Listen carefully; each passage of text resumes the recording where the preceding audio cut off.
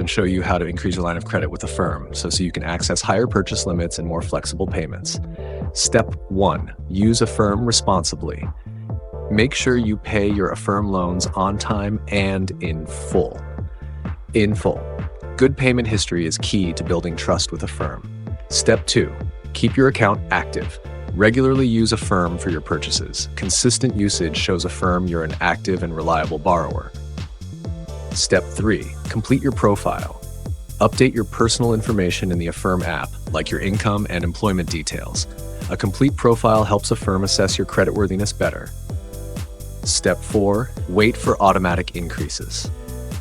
Affirm periodically reviews accounts and may automatically increase your credit limit based on your usage and payment history. Step 5. Contact Affirm support. If you need a higher limit sooner, contact Affirm customer support through the app or website and request a credit line increase. Provide any additional info they might need. Step 6. Avoid multiple credit applications. Too many credit inquiries can hurt your score. Only request increases when necessary. That's it. Follow these steps to increase your Affirm credit limits safely and smartly. Thanks for watching.